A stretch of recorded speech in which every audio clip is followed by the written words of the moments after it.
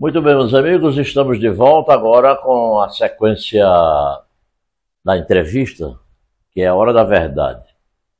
É mais uma conversa amistosa, que a gente traz profissionais de vários segmentos da sociedade, médico, político, advogados, de todas as matizes, para a gente explicar muita coisa que está acontecendo.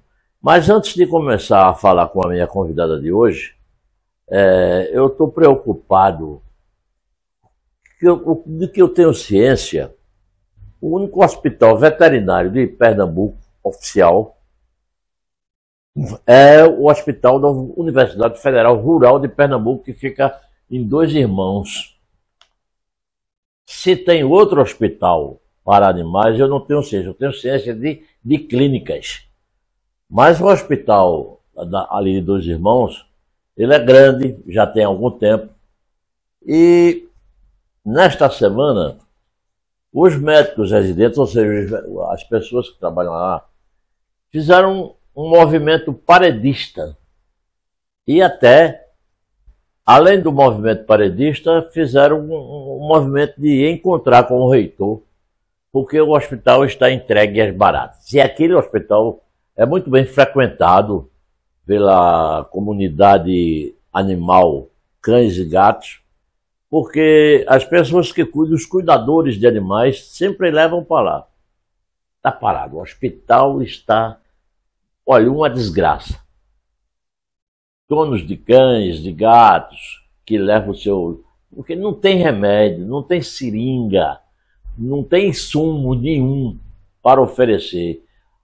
Tetos rachados, ventiladores quebrados, banheiros dos médicos residentes quebrados, e as pessoas estão sem ter para onde levar. Isso me preocupa porque a comunidade de cães e gatos, ela cresce todo dia. E esse pessoal parado, é claro que vai causar uma insatisfação muito grande, principalmente quem tem amor aos seus animais de estimação.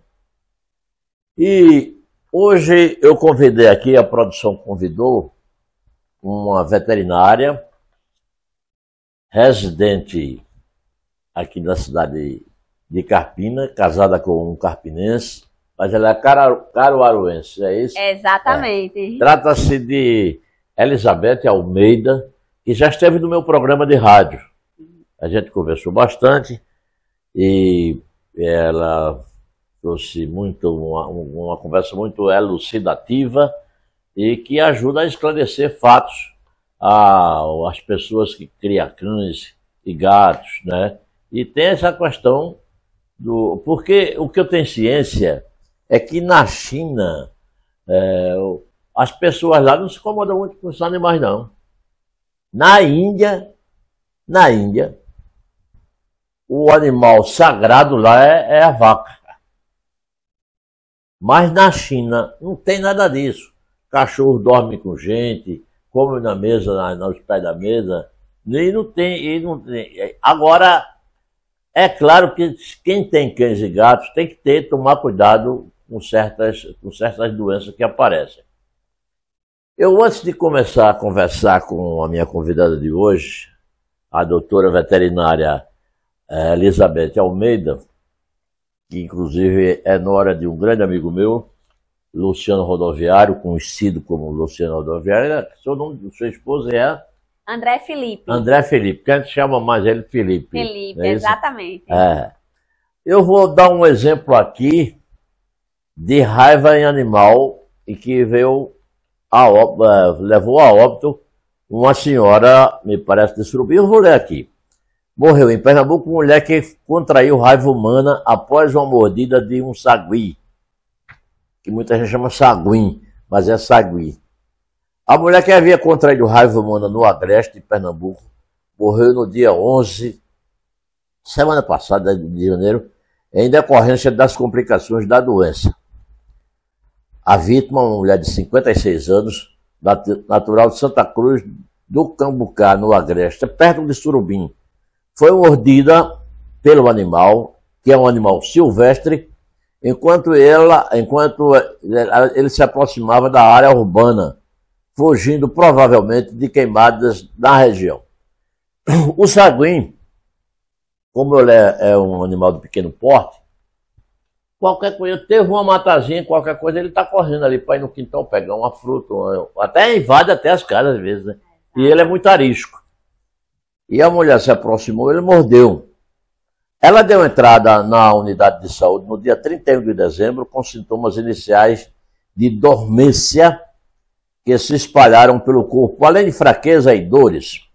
A confirmação da infecção foi divulgada no dia 9 de janeiro pela Secretaria Estadual de Saúde de Pernambuco. O Instituto Pasteur, em São Paulo, confirmou que o vírus encontrado era de origem silvestre, proveniente de um primata não humano, o saguim, como já disse. Após o atendimento inicial no dia 31 de dezembro, o quadro da paciente piorou rapidamente. Em 2 de janeiro, ela apresentou sintomas neurológicos graves, como agitação e insuficiência respiratória, e passou a necessidade de ventilação mecânica. No sábado, dia 11 de janeiro, a mulher teve a morte confirmada em decorrência das complicações da doença. Na nota, a Vigilância Ambiental alertou que animais silvestres, como os saguis, não são vacinados contra a raiva, o que representa um risco para a população humana. Já está dizendo, animal silvestre. E o sagui é um tanto, ninguém pega para vacinar. Ninguém pega o gato, não. Pode estar até num local ermo na cidade, mas a pessoa pega, leva a vacina, solta de novo. Tem um certo cuidado. Entre 2010 e 2024, o Brasil registrou 48 casos de raiva humana, sendo que 9 deles foram causados por mordida de cães, 24 por morcegos e 6 por primatas não humanos, 2 por raposas, que é também silvestre, e 4 por felinos e 1 por bovino. A profilaxia imediata após a exposição ao vírus é essencial para evitar a evolução da doença. Eu vou aqui dar uma parada, porque tem muita coisa. Não, dá para passar. Em casos de mordidas animais silvestres, como o saguim, a recomendação é procurar assistência médica o mais rápido possível para a aplicação de vacina antirrábica e, quando necessário, soro antirrábico. A vacinação de cães e gatos, animais domésticos mais próximos aos seres humanos, também é uma medida fundamental de prevenção. O Ministério da Saúde distribui em todo o Brasil imunobiológicos necessários para o tratamento pós a exposição à raiva, incluindo a vacina e o soro antirrábico para garantir a proteção da população. A raiva é uma doença viral grave e de difícil tratamento com taxa de letalidade de quase 100%, uma vez que os sintomas clínicos se manifestam. O vírus é transmitido principalmente por mordidas, arranhões e lambidas de animais infectados, até lambidas. Ó. No caso da paciente de Pernambuco, a transmissão ocorreu por meio de mordida do saguio. Agora, me parece que nesse caso houve um certo relaxamento ou um desleixo da paciente que foi medicada, era para voltar, para dar continuidade tomando o soro antirrábico e a vacina, e ela não voltou.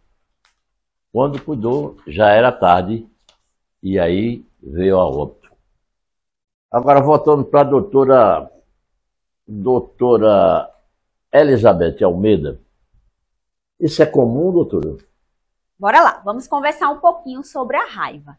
A raiva ela é uma importante doença, como a gente pôde observar, é uma doença altamente letal, né, que poucas são as pessoas que sobreviveram. No mundo todo, a gente só teve 5 pessoas sobreviventes, e dessas 5, 2 são brasileiras. e sobreviveram com sequelas. Então, a gente já sabe da gravidade. Sobreviveram ou ficaram sequeladas. Né? Exatamente. Por isso, ela é tão grave.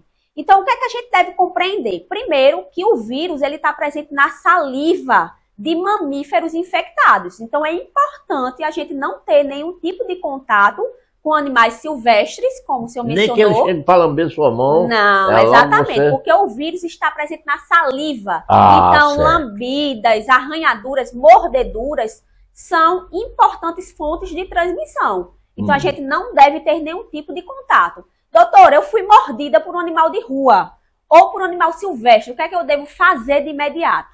Primeiramente, lave a região da lesão com água e sabão. Depois de higienizar, busque imediatamente um serviço de saúde, tá? E a gente sempre preconiza que não mate o animal agressor. A gente deve manter ele, se possível, isolado em quarentena por 10 dias.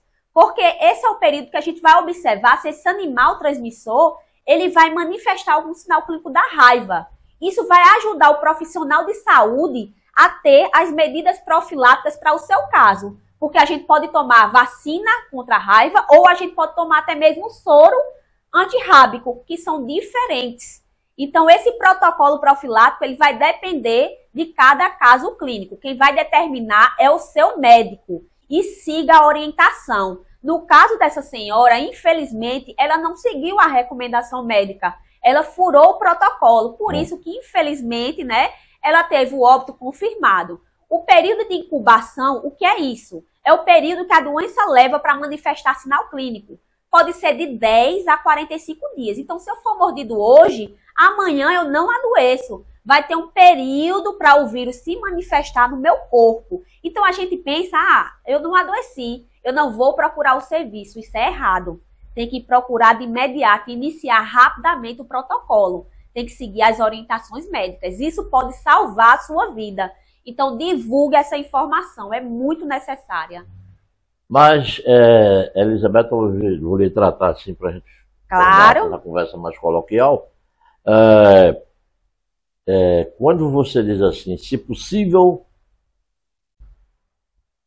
pega esse animal e coloque-o num local, uma incubadora, uma coisa, uma caixa. Mas o sagui é um animal muito arisco. Sim, exatamente. É um primata muito arisco. Ele às vezes até me disseram que ele morre até de raiva você fazer careta para ele. Tem muita gente que faz careta para o sagui para ver ele se manifestar. Exato. Não fica difícil de prender? Sim, fica difícil. Por isso é importante a população sempre relatar esses casos ao setor de zoonose da cidade. Porque o pessoal vai fazer uma busca ativa, tá? Coletar algum desses animais, fazer exames, para a gente realmente ver o foco da doença. É o que vai acontecer em Recife, tá? As pessoas que tiveram contato vão ser imunizadas. A gente vai ter campanha antirrábica para animal também, para cão, gato, para evitar novos focos da doença. Então, essas são as medidas preventivas. Doutora, eu tenho um animalzinho, um cão e gato. Ele foi vacinado. Ele tem risco de, mesmo vacinado, contrair a doença? Essa foi uma pergunta, inclusive, de um seguidor meu. Sim, ele tem risco, apesar do risco ser baixíssimo. Mas não existe vacina que protege 100%. Só que a melhor forma da gente prevenir a raiva nos nossos animais de estimação é vacinando. A vacina antirrábica ela deve ser ofertada anualmente, tá? A partir dos 3 meses de idade, o cão e o gato ele já devem ser vacinados. Então, essas medidas preventivas elas são extremamente importantes para a gente prevenir essa doença que é fatal. Quer dizer que a vacina ela não é efetivamente 100% eficiente. Exatamente, ela é super eficaz, mas, infelizmente, o nosso animal não fica 100% protegido com a doença, né? É vacinado. Por isso é importante a gente vacinar e também manter o nosso animal dentro de casa. Não permitir acesso livre às ruas, porque tem muito tutor que cria um animal semidomiciliar. Ele vem comer em casa, mas depois ele sai para dar uma voltinha na rua. Isso não pode acontecer. O gato, principalmente, o gato ele tem um instinto predador. O gato ele pode matar sagui, passarinhos, entre outros animais silvestres. e, inclusive, se infectar com a doença da raiva e, posteriormente, infectar você, né? Um ente da sua família. Por isso, a gente deve manter nossos animais seguros dentro da nossa casa, tá? Para evitar que eles se contaminem, que eles se infectem com a doença. Entre o cão e o gato, o gato é mais bandoleiro, né? Exatamente. O gato, ele sai mais rapidamente de casa, né? Por questões de território, busca de fêmea, né? Então, ele está propício a ter mais a doença comparado com os cães, tá? Certo. Mas é importante a gente ter essas medidas preventivas. E quanto aos humanos, vale salientar também a importância de não ter contato com morcegos, tá? A gente às vezes encontra um morcego caído e quer pegar com a mão, não pegue, porque o vírus da raiva pode estar presente naquele animal mesmo morto. Então a gente não deve tocar em morcegos, nem vivos nem mortos, evitar. E quando na sua casa tiver proliferação de morcegos, chamar o setor de zoonoses. É importante a gente ter essas medidas preventivas. Deixa eu perguntar para a doutora Elizabeth Almeida. Ela fala procurar o setor de zoonoses. Sim. O setor de zoonoses deve ser da Secretaria do Meio Ambiente da Prefeitura, não é? Sim, você pode diretamente já entrar em contato com a Secretaria de Saúde. E eles, claro, vão entrar em contato com o setor de zoonoses, tá? Então, a melhor medida... Procura a Secretaria de Saúde, relate o ocorrido, que eles vão ter aí realmente buscas ativas e vão, né, ter medidas aí para controle desses animais, né, que não devem estar presentes na sua residência. São animais silvestres, que deveriam estar em florestas, né, matas, mas infelizmente com o crescimento urbano, né, cada vez mais a gente crescendo a cidade, jogando lixo, poluindo, esses animais que deveriam estar na floresta, na mata, estão vindo para nossas casas buscar alimento, né? Buscar refúgio. Então, por isso que cada vez mais a raiva ela está sendo comum aqui na nossa região. E lembra também que a raiva ela não é só transmitida pelo cão, pelo gato, pelo morcego, pelo sagui, não, tá? É por todos os mamíferos. A gente tem 3 ciclos de transmissão. Temos a transmissão urbana, que acomete principalmente nosso cão, nosso gato e o ser humano. Temos a transmissão rural, que acomete também bovinos, cavalos, tá? Raposa, né? Exatamente. E temos ainda a transmissão que a gente chama de silvestre, que aí entre as raposas, tá? Principalmente raposa, morcego, os primatas em geral, que são os saguins, tá? Então, por isso é importante a gente conhecer a doença para a gente poder ter medida preventiva, que a gente só realmente previne conhecendo, tá? É importante a gente levar essas informações nas escolas, postinhos de saúde, que é uma doença altamente letal. Mais uma vez, temos que fixar isso, tá? Dificilmente são as pessoas que sobrevivem. Vou fazer uma pergunta curiosa aqui, e que, como eu, muitas pessoas também acho que ficam nessa dúvida, que é com relação a pombos. A gente vê, por exemplo, no centro do Recife, onde eu morei, lá no Cordeiro, era sabe, aquela ninhada de pombo que aparecia e ficava nos telhados tal, e o povo jogava qualquer migalhas de comida ali na eles ficavam... E tinha uma senhora que trazia lá da cozinha dela resto de comidas, feijão, arroz, jogava lá e disseram que o pombo também transmite doença. A senhora tem ciência disso? Com certeza, tá? O pombo, infelizmente, ele atua como uma praga, né? Porque não temos um predador natural eficiente para essas aves. Então, elas acabam se proliferando descontroladamente e não tendo realmente como a gente diminuir o nível de animais. Então, cada vez mais o número de populações de pombos estão crescendo e eles transmitem principalmente a doença criptococose, que é uma doença... Como é? Criptococose é uma doença fúngica, tá? Que acomete os seres humanos e, infelizmente, a gente pode evoluir ao óbito com essa doença. Então, é importante também entrar em contato com a Secretaria de Saúde, porque o pessoal do Centro de Zoonoses também recolhe esses animais, ajuda também na questão de prevenção, né? Porque existem medidas para a gente eliminar os pombos, tá? Então, tudo isso, o sistema de saúde nos ajuda. Por isso, a importância do SUS. O SUS, ele está presente em todos os lugares. Também. Exatamente, tá? No caso das zoonoses, né? Exatamente, porque são doenças que a gente chama exatamente zoonoses, que são transmitidas dos animais para o homem. São doenças de importância pública para a sociedade, que os humanos também podem contrair através do contato direto com o animal. Olha, eu acho que eu tive muita sorte, porque quando jovem, uns 15, 16 anos, eu trabalhava numa banca de bichos no centro de Carpina, na frente do mercado público de Carpina. A gente trabalhava, e à tarde tinha um quintal grande e vinha pombo de uma casa lá por camada criar. Ele tinha umas casinhas de pombo, ele fazia as casinhas para o pombo dormir. E eu passava por quintal da gente, o quintal da banca. E a gente comprou um badoque, eu e meu amigo Zé Candango, comprou um negócio, e quando achava uma oportunidade, a gente matava aquele pombo, depenava, tratava, enchia com verdura e mandava para a padaria. Aí comia, que achava gostoso.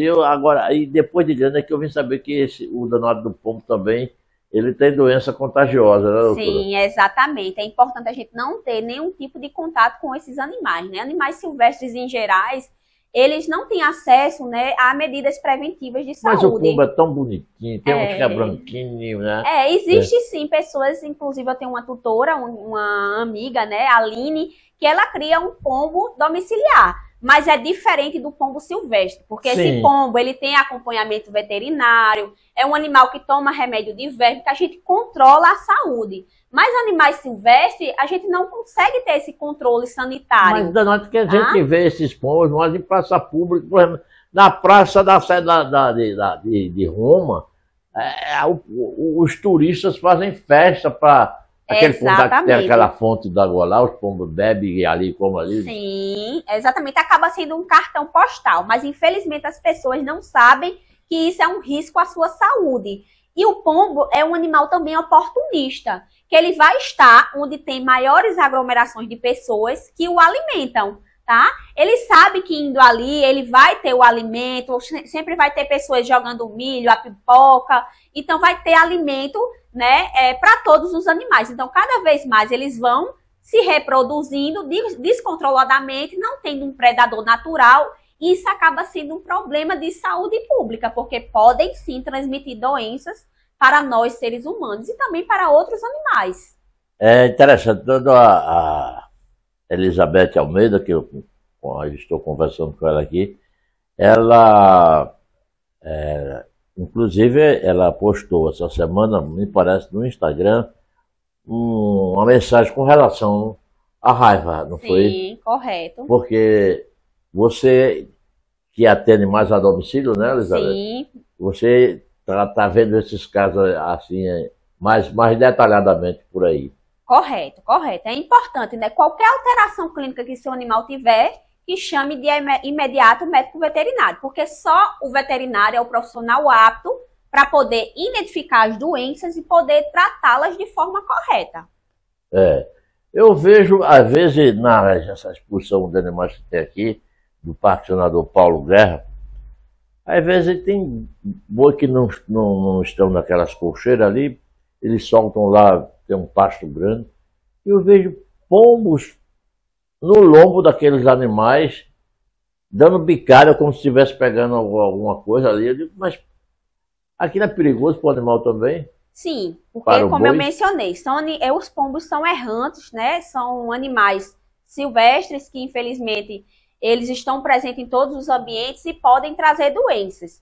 Mas os animais que estão na exposição são animais que tem um médico veterinário responsável, só entra na exposição... Tem os tratadores, exatamente, né? Só entra na exposição vacinados, né? Então, são animais saudáveis. Aqueles animais não têm risco para a população, são animais com sanidade controlada, inclusive pelo alto valor comercial daqueles animais que estão ali expostos. Mas os pombos, sim, eles podem trazer, né, doenças, principalmente doenças fúngicas, para esses animais, né? Eles estão ali como oportunistas, como eu mesmo mencionei, né? Às vezes, né, atrás da alimentação do bovino, né? Atrás do farelo, ou até mesmo catando parasitas no próprio animal, como o senhor mesmo mencionou. Mas a gente deve ter cuidado, tá? Não é porque eles estão lá que a gente deve avaliar como algo normal. nunca a gente deve ter esse olhar normal, nunca devemos alimentar, ou até mesmo dar sobras, né, de alimentos, se aproximar. O ideal é a gente não ter nenhum tipo de contato, a não ser que esse animal, pombo, seja domiciliar, que aí é uma história diferente, né? Um animal bem tratado. E fica difícil de você avaliar qual é o domiciliar e qual é o banda-voou. Exatamente. O que está solto na rua não é domiciliar, tá? O domiciliar é aquele que é criado dentro de casa, em gaiolas, que o médico veterinário vai avaliar. O que estão soltos na rua, tá?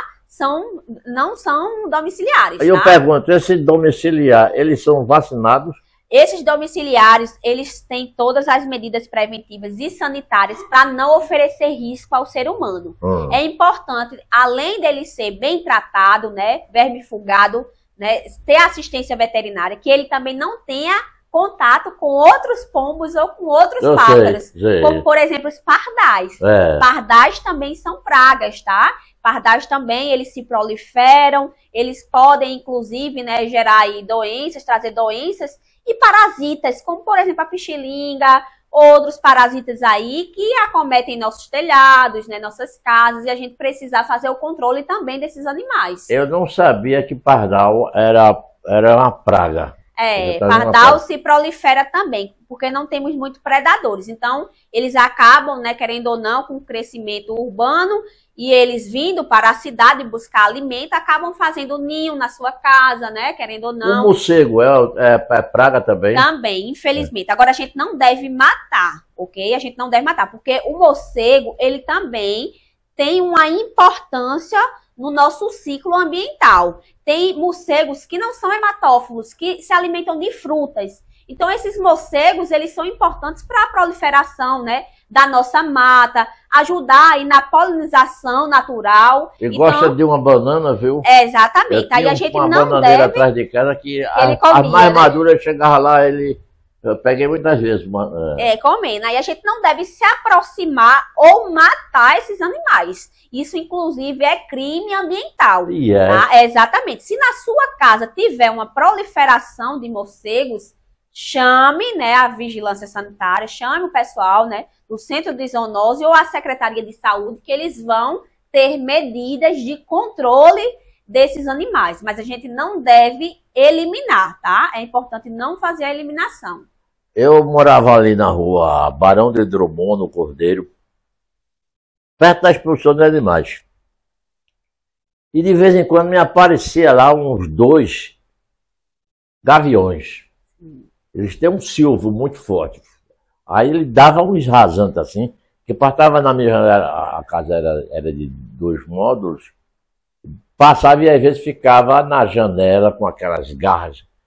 E eu tinha medo, porque são animais, aves predadoras, como chamam, né? Sim, exatamente. E se um arranhão de uma ave daquela pegar numa pessoa, ele é transmissível também?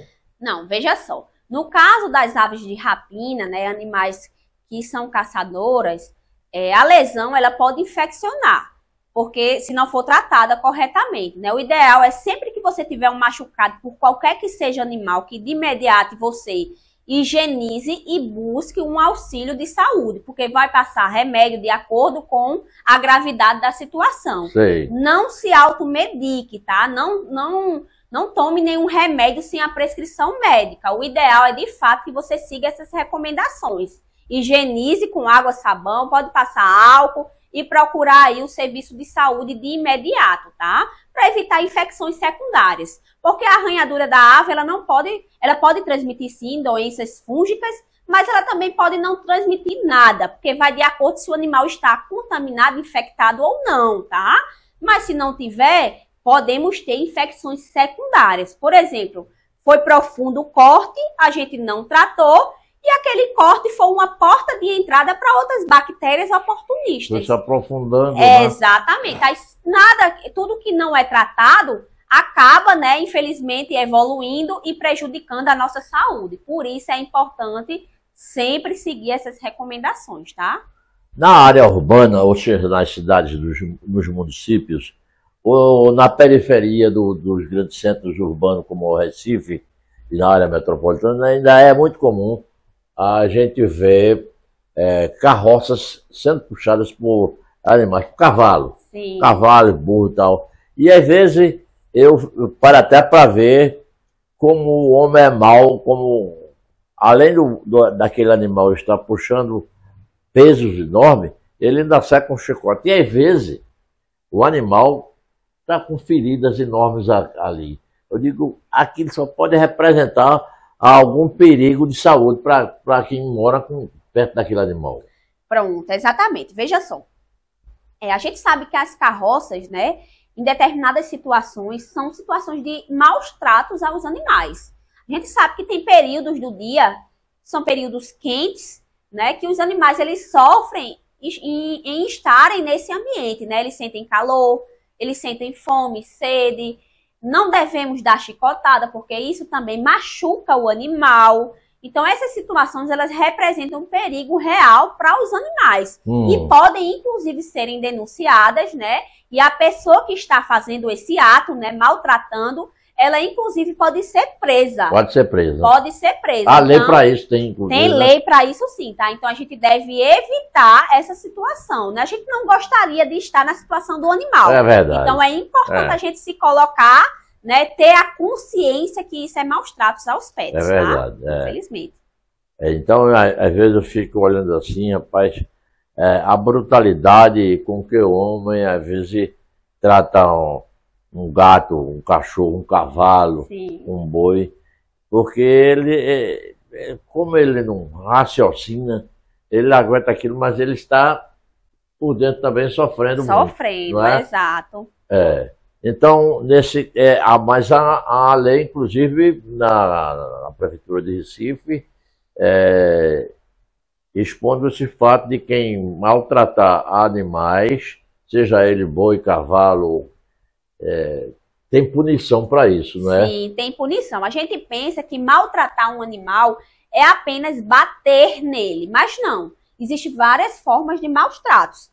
As formas mais comuns é o quê? É privar o animal de um alimento de qualidade, de água de qualidade, de passeio. A gente deve promover um bem-estar para esse animal. Seja ele cão, gato, seja ele uma ave de estimação ou até mesmo um boi e um cavalo. Então a gente deve ofertar uma vida boa, uma vida próspera, uma vida que o animal possa ter bem-estar, tá? Então tudo isso são medidas para a gente promover uma vida de qualidade.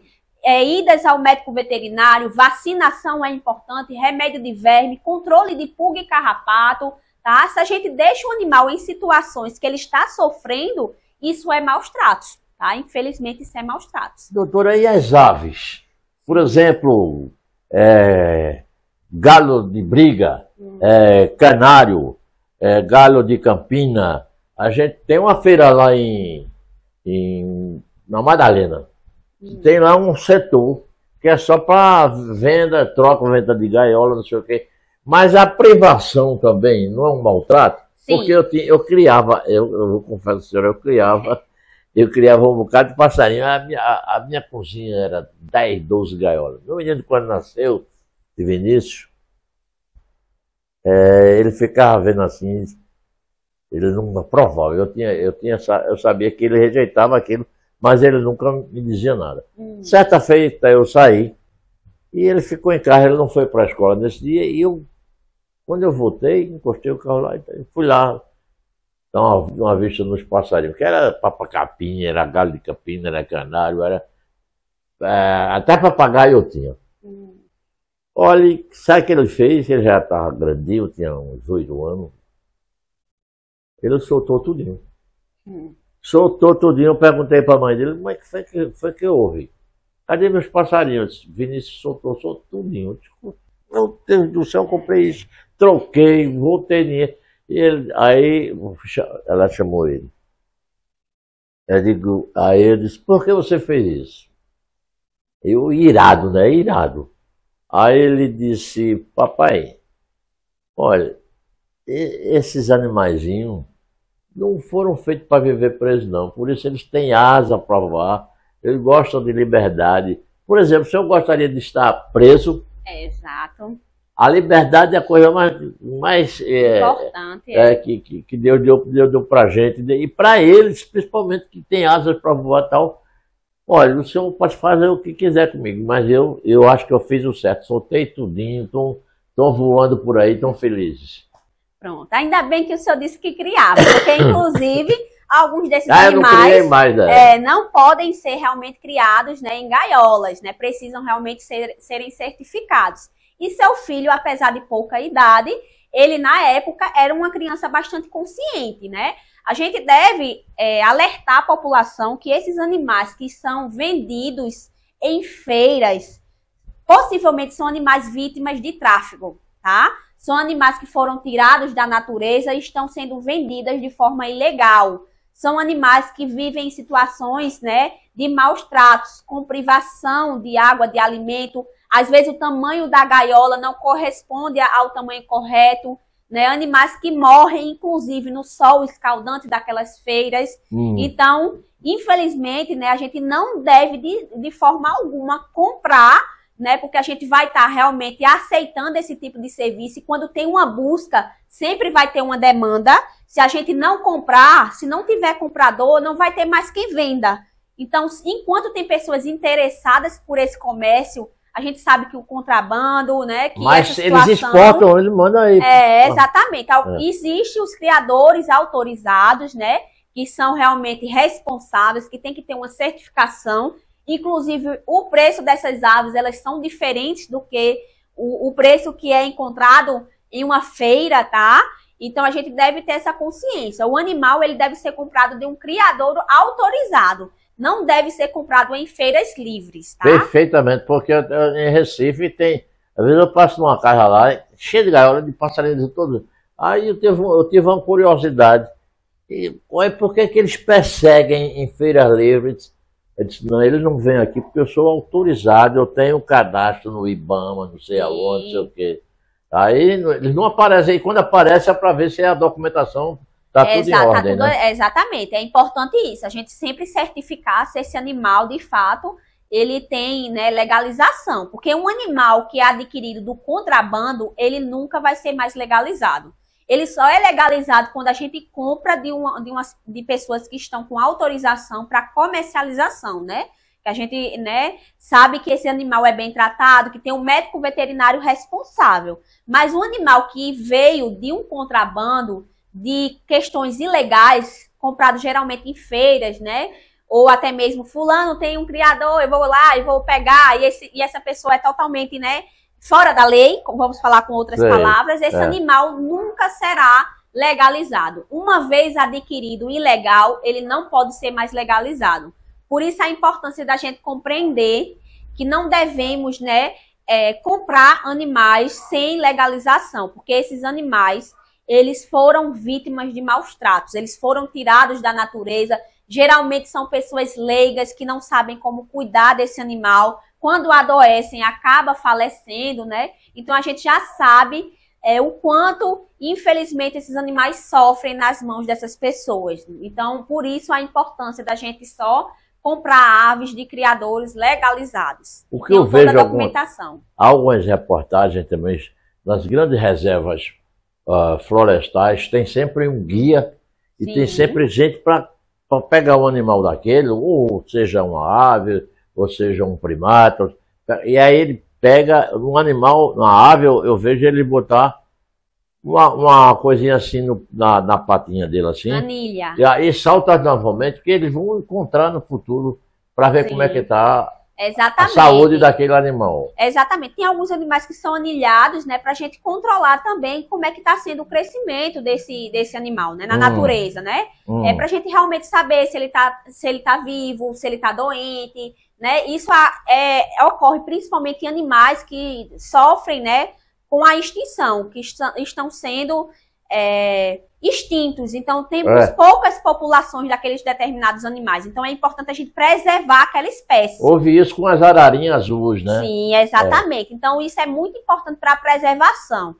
O biólogo, o médico veterinário, eles atuam em parceria, né? Porque o foco maior é a preservação e a conservação dessas espécies. Por isso, a população tem que conscientizar, né? A conscientização da gente só querer algo legalizado. Se a gente comprar esses animais de feira, a gente está contribuindo para o contrabando. Então as pessoas têm que ter essa consciência. Contribuindo para a ilegalidade, né? Exatamente, correto, correto. Infelizmente sim, tá? Porque só vai ter pessoas que vendam, porque tem pessoas que compram. É verdade. Eu estou conversando aqui com a veterinária, a doutora Elizabeth Almeida, que atua nesse ramo de defesa dos animais aqui em Carpina, casada com um carpinense, já tem um filho, ela é caruaruense. Sim. Né? Eu quero até aqui mandar um abraço para seu sogro, o Luciano Rodoviário, que é um amigo meu de muito tempo, e a Delma, Sim. que é a sua sogra, é outra figura também que eu vi quando era jovem também. Fui amigo do pai dela, da mãe dela, que morreu recentemente, Maria. Eu quero mandar um abraço para vocês e para Felipe também. Mas vou fazer o seguinte, eu vou dar uma pausazinha para a gente tomar um gole d'água e o comercial entrar, e a gente volta daqui a pouco conversando aqui com a doutora Elizabeth Almeida, e a gente volta já já.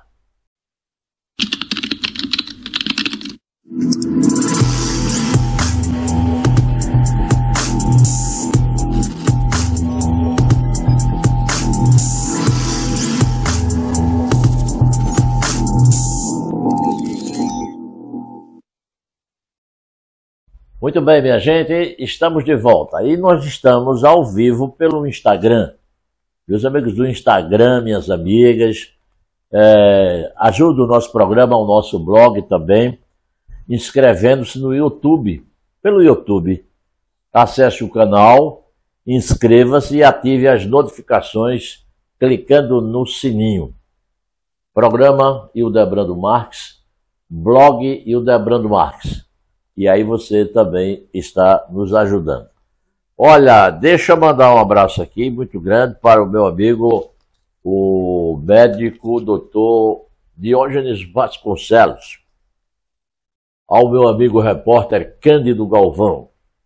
Nós estamos trabalhando e eu acho que dentro em breve já estaremos com o nosso novo estúdio para a realização de podcast. Então, vocês aí da clínica do Dr. Diógenes Vasconcelos, aos meus amigos médicos, aos enfermeiros, e também o pessoal da Deoclésio Coutinho. Mandar um abraço para todos vocês e vamos seguindo aqui conversando com a doutora veterinária, porque não deixa de ser doutora, é quem trata dos animais e é muito mais delicado. Porque os animais não falam, não pensam. E então ela é que tem que ter muito tato para descobrir o que é que está acontecendo, por que é que ele está dormindo demais, por que é que o animal está cabrunhado.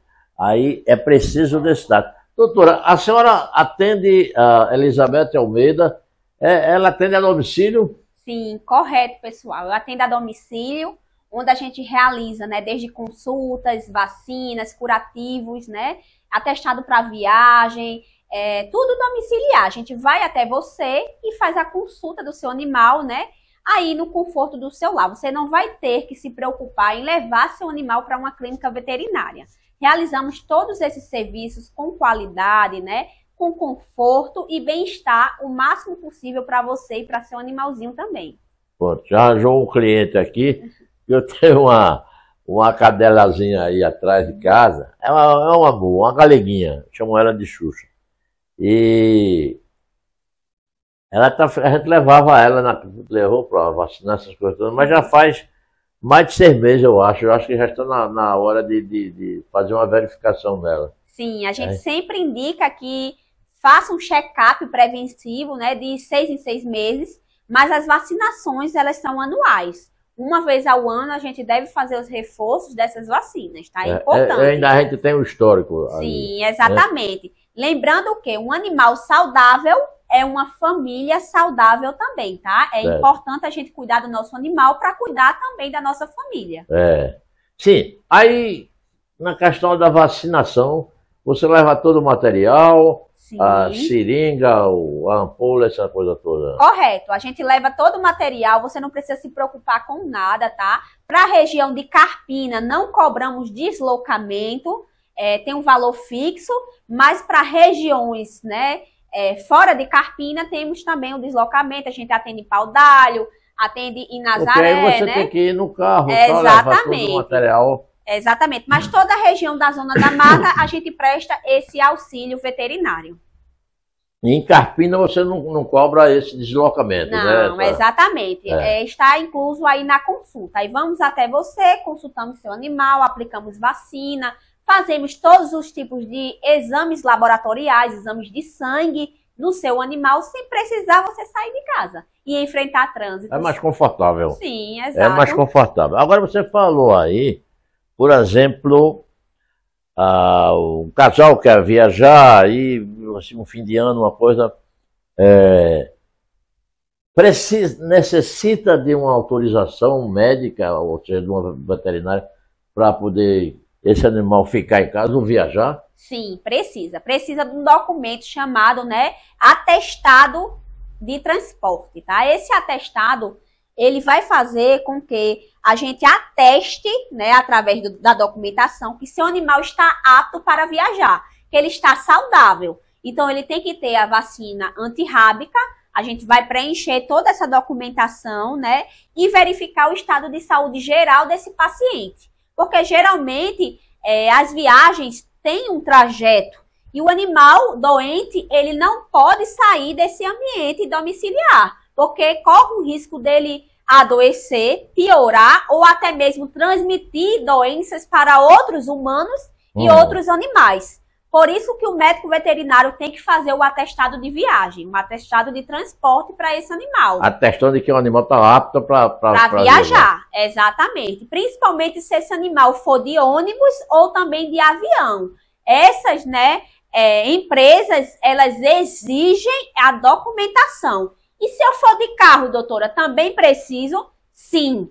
Porque se você for parado pela Polícia Rodoviária Federal e eles exigiram um certificado e você não tiver, você vai pagar uma multa. Então, é importante, tá, que você tenha em mãos o atestado de viagem, ok? Que use também cinto de segurança no seu pet ou caixas de transporte para transportar o pet na viagem, evitando, assim, acidentes. Houve até um caso ultimamente de um caso de um cão que viajou, porque tem aqueles gradis que levam, sim, né? Eu não estou lembrado o nome, ficou tão famoso o cão, que em vez de ir para o destino que foi o dono, não, mandaram a companhia mandou o cão para outro lugar e ficou lá e mandaram depois o cão de volta, e quando, parece que 8 dias depois, o resultado final é o tal do Joca. sim. O cão era o tal do Joca. E quando o Joca voltou da viagem, já tinha passado, estava por lá sem tratamento nenhum, sem comida, só água que dava um animal, o cão veio a óbito. E era um cão de estimação, o dono ficou aperreado, a companhia, me parece que teve que arcar com indenização. Uma indenização, né? Sim. E nesses casos assim são raros, né? Um caso focado, né? Assim, infelizmente, está cada vez mais comum. Por isso que a gente está, né, de fato, conscientizando a população da importância de cobrar serviços melhores da companhia aérea, né? Porque, infelizmente, às vezes a negligência por parte da companhia, o animal é esquecido, vai no compartimento de malas. Imagine, a gente não vai no compartimento de malas. Por que o animal deve ir? Aquilo abafado, né? Exatamente, o calor, sem ar-condicionado, em condições precárias. O animal vai assustado, longe do seu dono, em um ambiente que ele não conhece. Então, tudo isso, né, infelizmente, pode trazer uma consequência negativa para seu animal. Elizabeth, e outra coisa,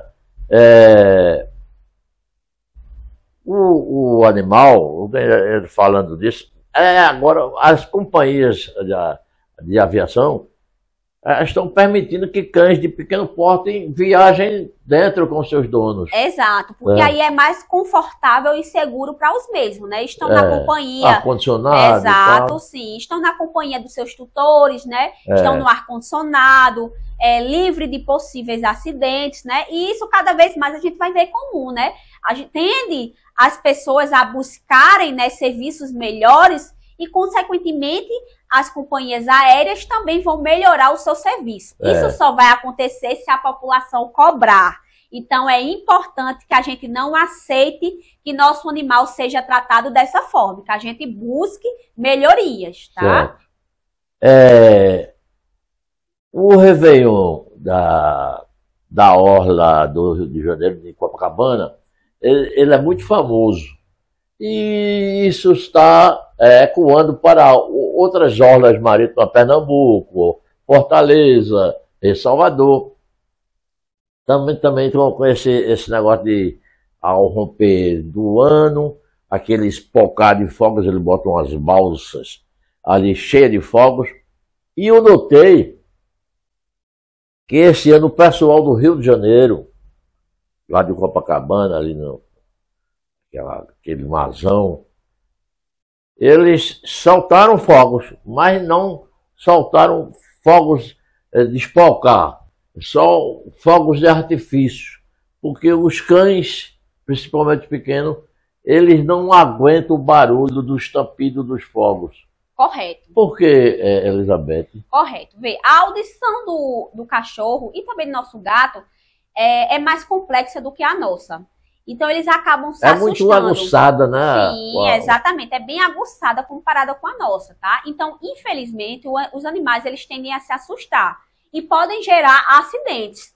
Tem animais que vão, inclusive, ao óbito por conta dos fogos de artifício, tá? Entram em crises de convulsão, tá?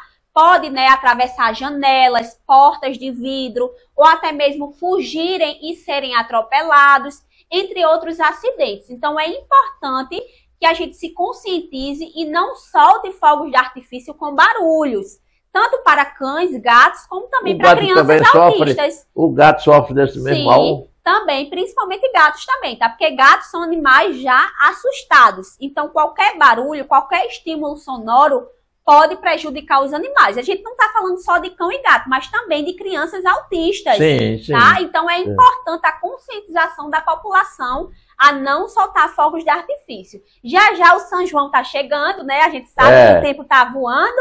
Então, que sirva também de alerta para esse período de festividade. Evitar fogos de artifício com barulhos. Infelizmente, nessas épocas do ano, esses acidentes, né? Na clínica médica veterinária, aumenta muito a incidência dos acidentes. Então, a população... Pode levar o animal a óbito, Pode, né? Sim, eles podem falecer. Agora, quem é que é mais sensível a esse tipo de coisa, de fogos, assim, a audição seja mais aguçada? É o cão, não é? O cão, exatamente, o cachorro. E o cachorro, por ser geralmente maior do que o gato, acaba tendo mais acidentes, né? Como fugas, principalmente, né? Como atravessar janelas, o gato é menor e é mais fácil a gente controlar também, porque geralmente o gato ele se esconde, ele se esconde mais rapidamente e o nosso cachorro não. Então o cachorro ele precisa ter algumas medidas para a gente minimizar os efeitos negativos dos fogos de artifício. Inclusive eu postei 3 vídeos nas minhas redes sociais sobre como a gente minimizar esses efeitos dos fogos de artifício. Mas é verdade que já estão fabricando um tipo de coisa para botar no ouvido dos cães? Sim, inclusive é uma das táticas, a gente colocar um pouquinho de algodão nos ouvidos, cuidado para não machucar e nem penetrar profundamente, tá, na região de ouvidos, mas é importante sim, é uma medida, né, para minimizar esses efeitos, ok? A gente pode, né, ter algumas artimanhas para diminuir os efeitos negativos, e é importante que o médico veterinário esteja presente para orientar os tutores, porque existe até calmante que a gente pode ofertar aos animais nessas situações. Para eles dormirem. Exatamente, para acalmar, para que eles fiquem, né, menos com efeito negativo dos fogos de artifício, tá? Para que eles realmente se acalmem, mas não é para dormir, não é para sedar o paciente. é para acalmar. Ah, não é para sedar. Não, não é para sedar. Deixa ele mais relaxado. Tranquilo e relaxado, para que esses efeitos sejam menores. Mas esses medicamentos só devem ser prescritos pelo médico veterinário, porque as superdosagens, que é uma dosagem maior do que a recomendada, pode ser um risco para seu animal. Então, só o médico veterinário sabe a dosagem correta, que varia de acordo com o peso do paciente. Com o quê? Com o peso do paciente. Se esse animal for mais pesado, ele vai ter uma dose maior comparada com o animal que tem um peso menor. Daí, onde está o cuidado de só serem ministradas essas doses pelo médico veterinário. Médico veterinário. Exatamente. Então, o veterinário ele vai. Mas o gato também pode tomar? Sim, o gato também pode e deve tomar, se esse animal for assustado e sofrer bastante com a questão de fogos de artifício. Me diga uma coisa, doutora Elizabeth Almeida. Você é chamada também para casos de bovinos, de equinos, cavalos e bois? Sim, também somos chamados para isso, né? Quando é algum problema mais simples, que requer curativos, cuidados sanitários, a gente realiza esse serviço, juntamente com o meu esposo, né? O André Felipe, que trabalha com grandes animais. Ele trabalha com reprodução, né? Ah, sim, exato. É isso mesmo. Ele trabalha com essa parte reprodutiva, né? Inseminação artificial, né? Essa questão mais de reprodução do gado. Mas a questão clínica, o nosso trabalho é um pouco mais escasso, porque geralmente precisa de procedimentos cirúrgicos e essa parte cirúrgica eu já não mexo, tá? Eu sei. Só a parte clínica de avaliação. Tá? O Felipe, ele trata da questão da reprodução, mais negócio de gado, de cavalo também, né? Melhoramento genético bovino. Eu vi aqui uma fazenda aqui perto do Limoeiro, uma veterinária tratando da questão da reprodução, porque é caro, não sei se chama espermatozoide do animal. É o sêmen. É o sêmen, né? Sim, o sêmen. É caríssimo aquilo, ela tirando aquilo numa coisa assim, para botar lá para vender, exportar, porque o animal era caríssimo. Caríssimo, exatamente, é de importância, né, econômica. Sim, exatamente. Temos aí essa parte reprodutiva, a parte clínica. A veterinária, ela tem um leque, né?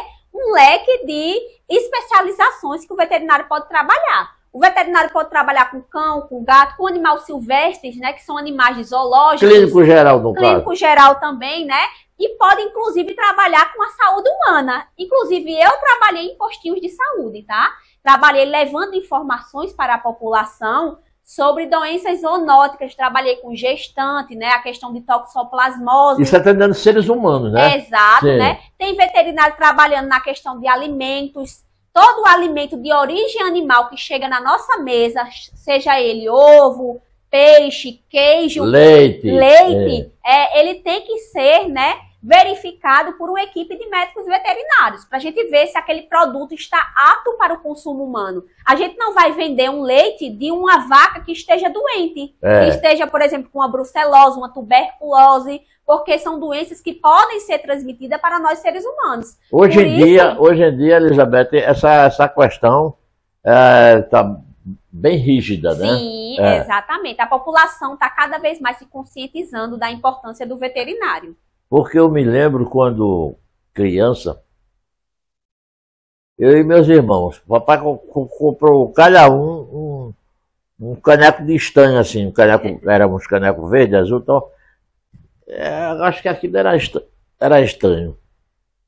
Saía, papai botava o chocolate no fundo do negócio, e a gente saía em filinha, para uma fazenda que tem aqui, a Fazenda Santa Cruz, onde é a Falube hoje.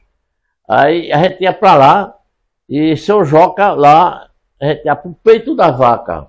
Ele chega a vir aquela assim, espumante assim. E aí a gente já tem um chocolate ali, e a gente tomava. E depois de grande eu fico pensando, e se aquela vaca tivesse com alguma doença, né? Exatamente, o risco é grande, tá? Porque a gente sabe que temos que ter medidas preventivas, né? E cuidados sanitários essenciais para garantir a qualidade desse produto. E nesse caso aí a gente não tem essa garantia, né? É porque verdade. o leite não é tratado. É. Então é E importante. na mão, ele não tinha luva, não tinha nada. Exato, não tinha nada. Era realmente totalmente precário. Primitivo mesmo, Antigamente era muito comum. Por isso que, infelizmente, existia altas taxas de mortalidade infantil, tá? Por diarreias. E, inclusive, a diarreia era um dos problemas que mais levava ao óbito as crianças. Sim. Hoje, a gente já vê que essa taxa ela diminuiu por conta da qualidade dos serviços, por conta também do médico veterinário, que está lá atuando nessa área de alimentos.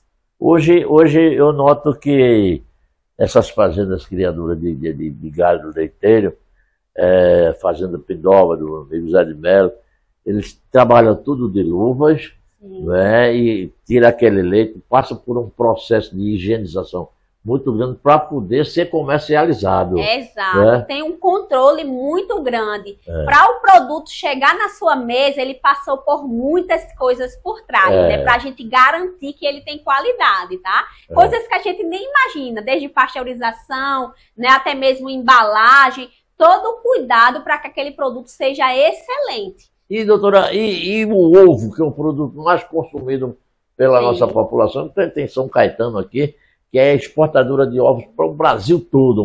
São Bento do Una também, né? São Bento do Una. Exatamente. Temos várias cidades que produzem ovos. Inclusive, nessas granjas de produção, temos um médico veterinário também, responsável por toda a produção, pela sanidade dessa galinha, né? A sanidade também dos ovos, as matrizes em gerais. As matrizes são aqueles animais, né, reprodutores, que vão estar ali produzindo. Então, tudo isso tem o veterinário responsável para que aquele produto seja excelente. Porque existe uma doença... dali pronto para o consumo. Exatamente, porque existe uma doença chamada salmonela, que pode ser... Exatamente, salmonela, que pode ser transmitida nos ovos. Então, se a gente comprar... Nos ovos? Exatamente, se a gente comprar esses ovos contaminados, né? Porque a salmonela está presente nas fezes das galinhas. Então, como o ovo sai dessa região, na cloaca. Exatamente. Pode sim ser um transmissor da salmonela. Então, é importante... Se pegar no humano... a gente fica com diarreia. Tem casos que podem, mais severos, que podem evoluir ao óbito. Principalmente crianças, idosos, que têm a imunidade mais fragilizada. Por isso é importante que o ovo seja comprado em mercados que tenha o selo de qualidade, tá? Tem que ter o selo direitinho. Aquelas caixinhas, né?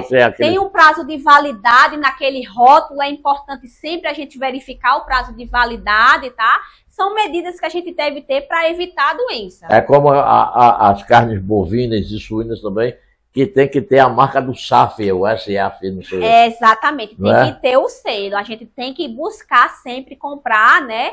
Em frigoríficos, em mercados que tenha toda essa procedência, que a gente saiba a origem daquele alimento. E saiba que ele está bem conservado também. Agora, é danado que às vezes tem feiras livres aí, que tem aqueles bancos no meio da rua mesmo, nenhum cuidado com o higiene, né? Daqueles pedaços de carne, ou não sei o quê, e tá ali, ó, não tem marca de carimbo, nada, e as pessoas acham aquela... E às vezes até não é nem um animal. Eu me lembro que meu ex-sogro, um camarada levava lá, ele gostava muito de braço de boi, porque ele disse que é muito forte. E um camarada levava braço de boi já cortadinho. Olha aqui o braço do boi, seu Amaro, e ele comprava aquilo e às vezes eu ia almoçar com ele.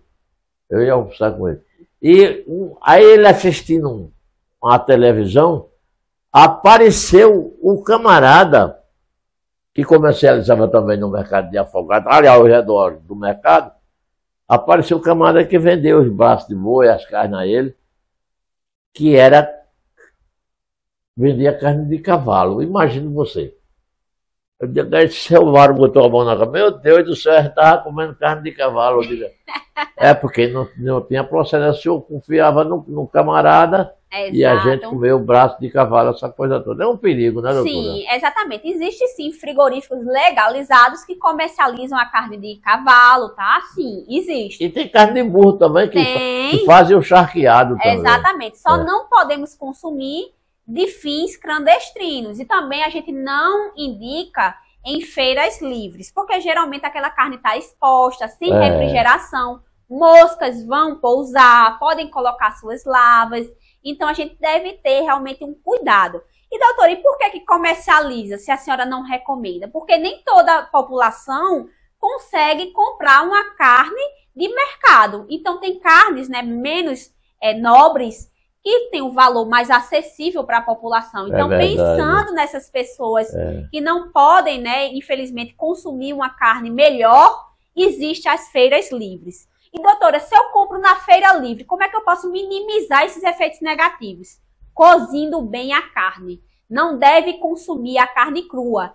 E a gente sempre pede também a medida preventiva do congelamento. Antes de consumir, pelo menos congele essa carne por 3 dias. Depois de congelar por 3 dias... Mas tem gente que gosta de comer ela fresquinha do jeito que vai da feira. Aí, se fizer dessa forma, tem que cozer bem ou assar bem essa carne. Não pode comer crua, tá? Porque as chances de infecção são maiores nesses alimentos que não têm o cozimento correto. Então, a carne do churrasco, ela leva um certo perigo, né? Exatamente. Mas aquela que diz assim, ao ponto, né? Bem assada. Bem assada. Ao ponto, que é quase crua, não. Porque existe, sim, chances de transmissão da doença. Quando você compra em origens desconhecidas, que é as feiras livres. Mas carnes, né? Que tem o selo, ela tem uma segurança maior.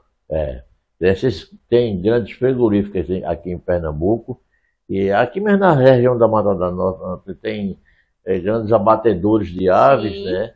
E tem um cuidado imenso, e a gente vai no supermercado, está tudo naqueles invólucros aqui, ensacado, congelado, e isso é o que a gente deve consumir com a certeza de que a gente não vai contrair nada. Agora, os ovos, até nos grandes centros, na periferia, passa uma caminhonete, o cara gritando no microfone lá, ovos é uma bandeja por R$10. Olha, eu fico meio cabreiro, porque o ovo é barato, mas também 30 ovos por R$10, não sei como é que é isso. Aí eu tenho a minha cisma, sabe? Não compre, tá?